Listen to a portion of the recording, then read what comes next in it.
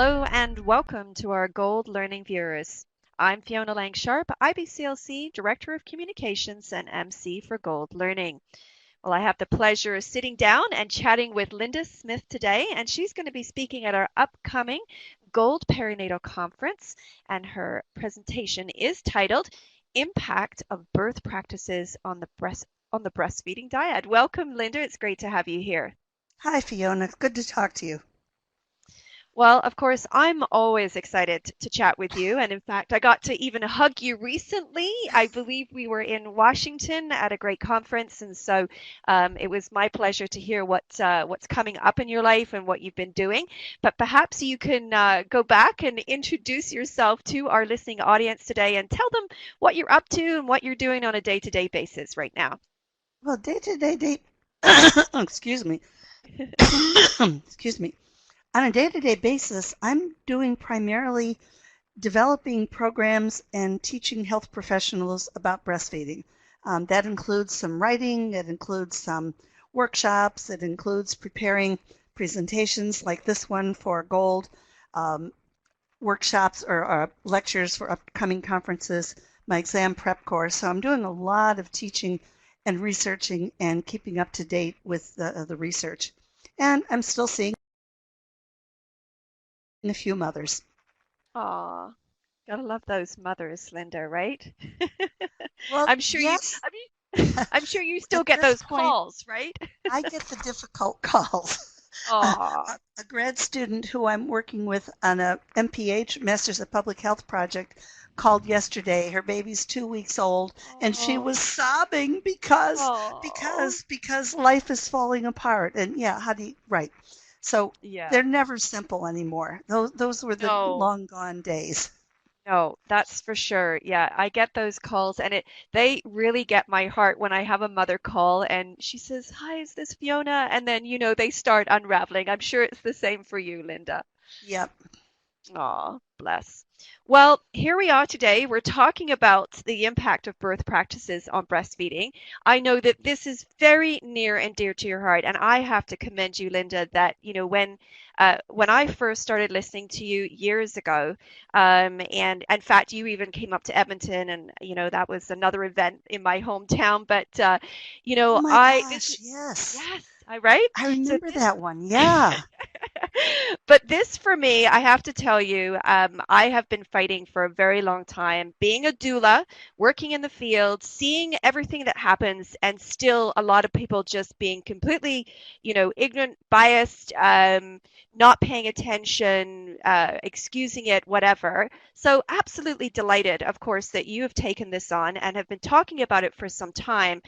But I really want to know, like, when did it start for you? When did you start seeing this, and how did you really get into this? And then, it ended up developing into courses and, of course, the book as well.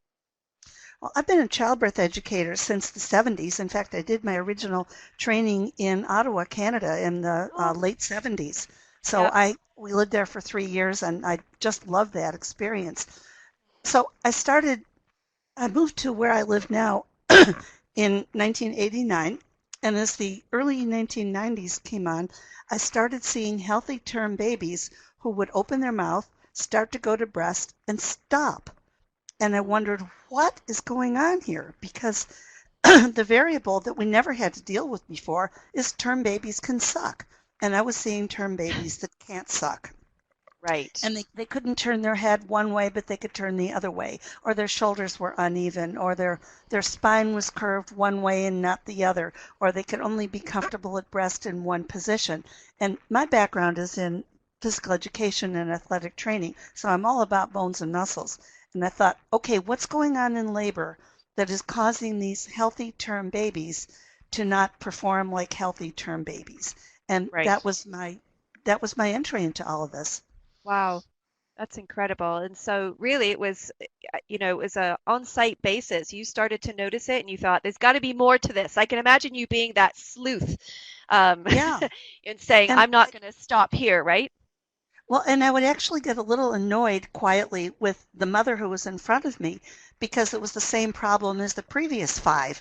And Right. I was thinking, didn't you hear what I told Susie yesterday and Barbara the day Right. before? Well, of course she didn't. So I Yeah. started investigating and I started digging and wondering and just thinking and wondering. And I'm still puzzled that nobody else is following this pathway. Mhm. Yeah, absolutely. Well, of It's quite course, scary, actually. it is absolutely. And I think, we're still seeing, of course, a tremendous amount of that where, people are not recognizing it. But we've also made many strides, I feel, in this area. I have to commend my local hospitals for certain aspects that they're changing. I still feel we have a long way to go, and I still feel that people aren't convinced. Sometimes we change practice before we've actually convinced everybody. Yeah, Right? We change policy and everyone's still going, "Oh, I don't believe it. That's just, hooey, hooey." But sometimes that's what happens too, and it takes time for people to understand and really, develop their own opinion and their own ideas. Because there's some stubborn people in this world, as we know. But I appreciate the fact that you have dedicated so much time and effort to doing this because I think it really has laid the groundwork.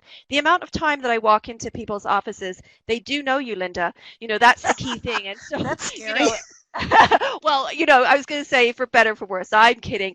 No, they know you because of your practice, because of your work that you've done, and they often have your books on their shelves, which is great because it lays the groundwork for me. So thank you. I don't have. I'm like just check it in the book. It's in there, right? So that's know that from me to you that's something that's very special. And I know there's many of our delegates that are listening in right now that would say the same.